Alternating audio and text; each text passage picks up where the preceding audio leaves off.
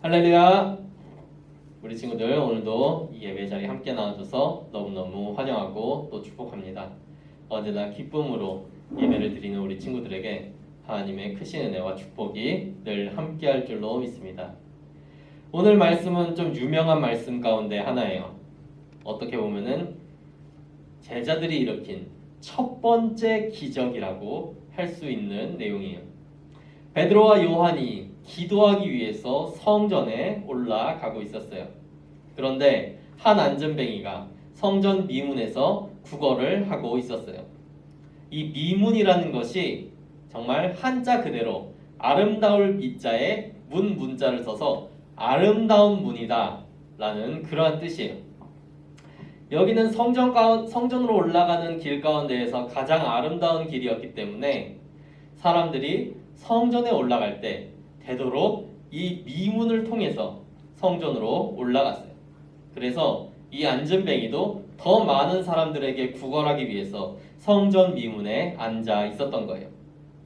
성전을 오르는 사람들은 하나같이 예배자이기 때문에 유대교의 교리대로 약한 자들, 나그네와 과부와 여러 병든 자들을 도와줘야 한다는 그러한 말씀이 있기 때문에 그것에서 구걸을 하면은 그 사람이 하루 벌어 하루 먹을 정도의 돈을 충분히 벌 수가 있었던 거죠.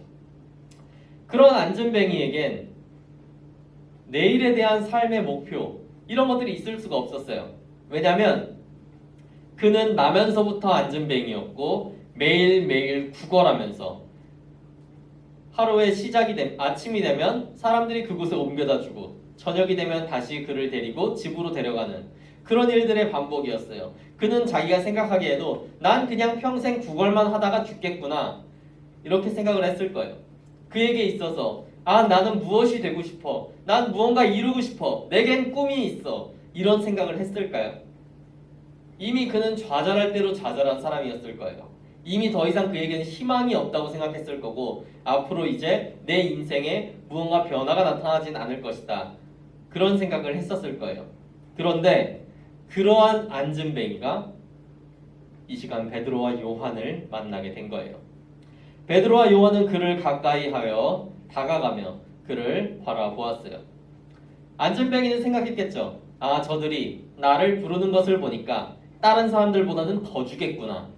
다른 사람들은 그냥 자기가 구걸하고 있으면 그냥 주고 올라갔는데 굳이 나를 부른 거 보면 이 사람들은 조금 좋은 것으로 주겠구나 하며 기대하는 마음이 있었을 거예요.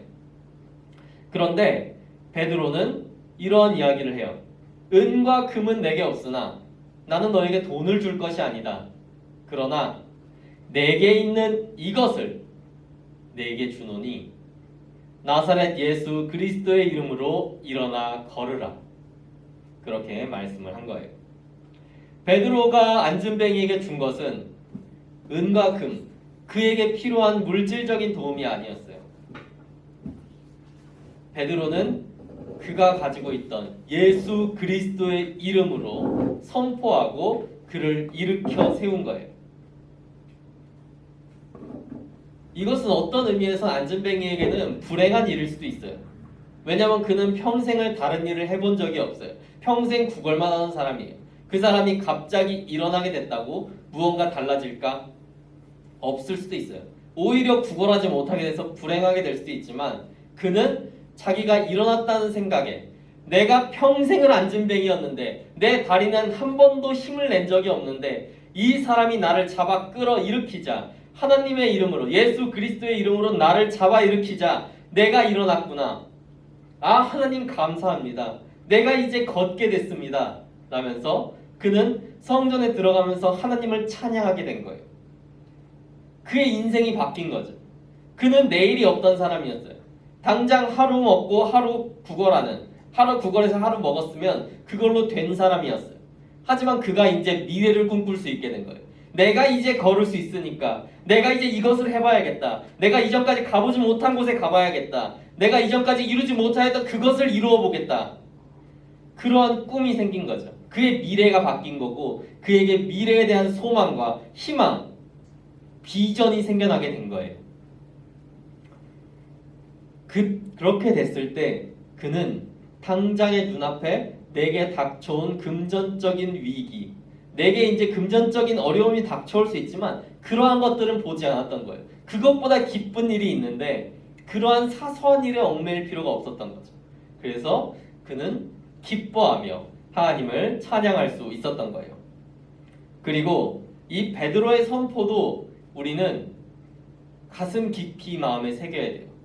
베드로는 예수 그리스도의 이름을 선포하기 전에 이렇게 얘기했어요. 내게 있는 그것을 내게 주노니. 베드로에게는 예수 그리스도가 있었던 거예요. 베드로의 안에는 예수 그리스도의 성령이 가득했던 거예요. 그러니까 내게 있는 이것을 너에게도 준다야. 내겐 없지만 너에게는 이것을 주겠다. 이런 게 아니에요. 내게 하나님, 예수 그리스도, 성령이 있으니까 이것을 꺼내서 내게 충만한 이것으로 너에게도 주겠다. 바로 그거인 거예요. 우리가 이걸 정말 기억을 해야 돼요. 우리가 아무리 예수님을 전하고 우리가 아무리 열심히 전도한다 하더라도 우리 안에 성령이 없고 예수 그리스도가 없으면 그냥 그 사람들은 그 말을 듣고 그냥 가버리는 거예요. 왜냐하면 우리가 꺼내서 줄 게 없는 거니까. 우리 안이 텅텅 비어 있는데 우리가 무엇을 줄 수 있겠어요? 우리 친구들이 지갑에 돈이 하나도 없는데 다른 사람들한테 음식을 사줄 수가 있겠어요? 저기 있는 사람들이 굶어 죽어가고 있어요. 그래서 내가 저 사람들을 불쌍히 여겨서 음식을 사주고 싶은데 내 지갑이 텅텅 비었어. 나에게 돈이 없어. 그러면은 우리 친구들은 어떻게 그 사람들에게 먹을 걸 사줄 수 있겠어요? 내게 무언가 있어야 줄 수 있는 거예요. 내게 있는 것으로. 우리 친구들은 무엇을 갖고 있는지 한번 생각해 보기를 바래요. 나한테 예수 그리스도가 있나? 나한테 성령이 있나? 그거를 한번 되짚어 봤으면 좋겠어요. 그게 있을 때 그 다음에 무언가 시작되는 거예요. 아무것도 없으면 시작될 수가 없는 거예요. 그러니까 우리는 이것을 먼저 우리 안에 채우고자 노력을 해야 되는 거예요. 그렇게 될 때 우리가 만나는 모든 사람들 앞에서 선포하면서 내게 있는 말씀, 내게 있는 기쁨, 내게 있는 감동을 너에게도 준다 라는 이야기가 그때 비로소 할 수가 있는 거예요. 그렇게 될 때 이 안진뱅이와 같이 그 사람도 예수 그리스도를 맛보고 성령을 맛보면서 그의 인생이 변화되는 경험을 우리 친구들도 해줄 수 있는 거예요.